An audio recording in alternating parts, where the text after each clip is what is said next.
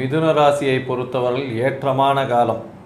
இந்த காலகட்டத்தில் பார்த்தீங்களேனால் இவர்களுக்கு பெரிய ஏற்றம் கிடைக்கக்கூடிய காலகட்டம். ஏன்னா ராசியிலேயே குரு பகவான், திருமண பாக்கியம் வந்தாச்சு, 7ஆம் இடத்தை குரு பகவான் பார்க்குறார். எல்லா விதத்திலும் வெற்றி கிடைக்கக்கூடிய காலகட்டம். உடல் நலத்தில் நல்ல ஏற்றம், தீர்க்கமான தெளிவான சிந்தனை இருக்கக்கூடிய காலகட்டம்.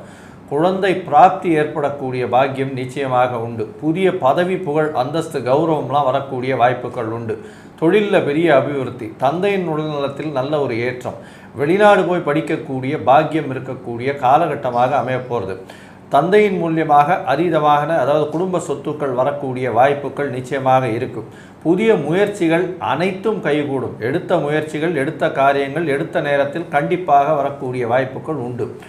எடுத்த விஷயங்கள் எல்லாமே வெற்றி பெறக்கூடிய வாய்ப்பு. உங்களுடைய ராசிக்கு 11ஆம் இடத்தில் சூரியன். அதனால் அரசியல் செல்வாக்கு மிக்கவர்கள் சற்று ஜாகிரதையாக இருக்கிறதும், அதன் மூலியமாக பொறுமையாக எந்த ஒரு பணியை மேற்கொள்வதும் நல்லது.